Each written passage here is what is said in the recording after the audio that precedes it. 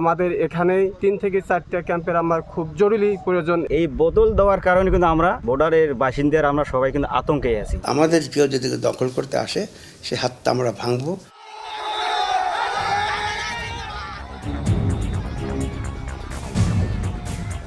বেশ কয়েক সপ্তাহ ধরে সীমান্তে আন্তর্জাতিক আইন লঙ্ঘন করে চলেছে ভারতীয় বাহিনী বিএসএফ।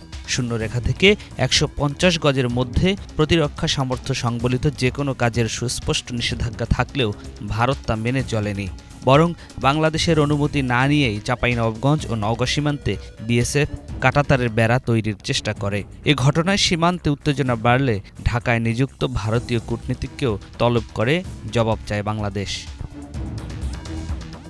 এরপরও থেমে নেই সুনামগঞ্জ, ঝিনাইদহ এবং লালমনিরহাট সীমান্তের উত্তেজনা এবং অস্থিরতা। লালমনিরহাটের পাটগ্রাম সীমান্তে কাঁটাতারের বেড়ার সাথে মদের কাচের খালি বোতল ঝুলিয়ে দেয় বিএসএফ। স্থানীয়রা বলছেন, ওই খালি বোতল নিয়ে আতঙ্কে বাংলাদেশি সীমান্তবর্তী মানুষেরা। এই বোতল দেওয়ার কারণে কিন্তু আমরা এই বর্ডারের বাসিন্দারা আমরা সবাই কিন্তু আতঙ্কে আছি। এই বোতল দেওয়ার কারণে নিশ্চয়ই একটা ওদের উদ্দেশ্য আছে। এমনিতে এই জায়গাটা একবারে 18 থেকে 20টা খুঁটি আমাদের বাংলাদেশে উঠাই দিয়েছে। এই বোতলের মধ্যে অ্যাসিড থাকতে পারে, আরও বিভিন্ন রকমের জিনিস থাকতে পারে। এরা কিভাবে বিশ্বাস করবেন? আমি অন্তর্বর্তী সরকারের কাছে বা উপদেষ্টার কাছে আমরা খুবই অনুরোধ করব যে দহগ্রামবাসীর পক্ষ থেকে আমাদের এখানেই 3 থেকে 4টা ক্যাম্পের আমার খুব জরুরি প্রয়োজন এই দহগ্রামে।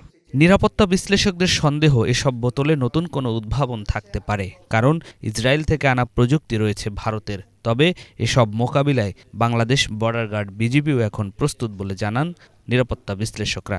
এখন তো বিজিবি স্ট্রিক্ট হয়েছে, তারা জানে যে একটা যদি গুলি এদিকে আসে তা একটা গুলি এখান থেকে যাবে ওইদিকে। কিন্তু ভারতের কাছে এর অনেক বেশি।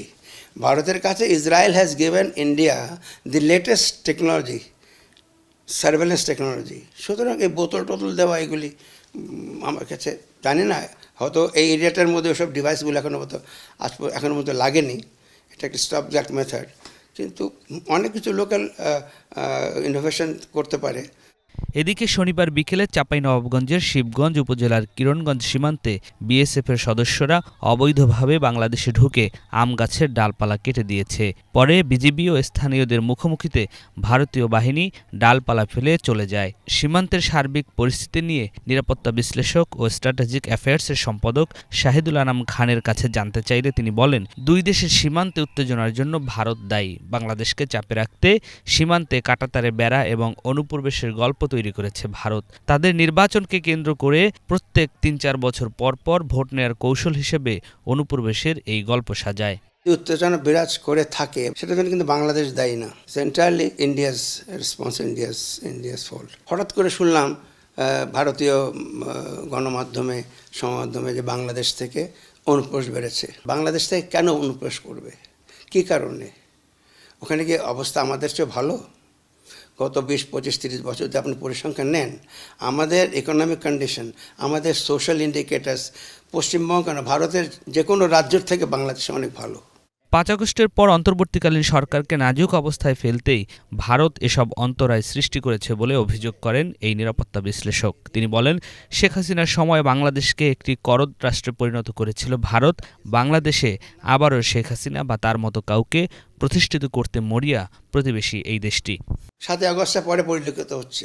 আপনি সেটা ডিপ্লোমেটিক ফ্রন্টে বলেন, এই বর্ডার এরিয়াতে বলেন, সিকিউরিটি ফ্রন্টে বলেন, অল দিস আর অর্কেস্ট্রেটেড একটা step on the part of the Indian authorities to keep Bangladesh under pressure. এই বাংলাদেশ এই ইন্টারিম গভর্নমেন্টকে নাজুক অবস্থায় ফেলা, ইন্টারিম গভর্নমেন্টকে আপনার আনসাকসেসফুল করা এবং যত রকম অন্তরায় তৈরি করতে পারে সব রকম অন্তরায় এই গভর্নমেন্টের সামনে প্লেস করা। আওয়ামী লীগের মতন একটা ঘৃণিত একটা পার্টিকে আবার পাওয়ারে করা কিংবা হাসিনাকে আবার পাওয়ারে ফিরিয়ে আনা, that is the only objective of the present policy of the Indian government. বাংলাদেশের জাতীয়তাবাদের প্রশ্নে সীমান্তরক্ষী বাহিনীর সাথে সাধারণ মানুষও এগিয়ে। তারপরও দেশের প্রয়োজনে সাধারণ নাগরিকদের সামরিক প্রশিক্ষণ সময়ের দাবি বলে মনে করেন সাবেক এই সেনা কর্মকর্তা।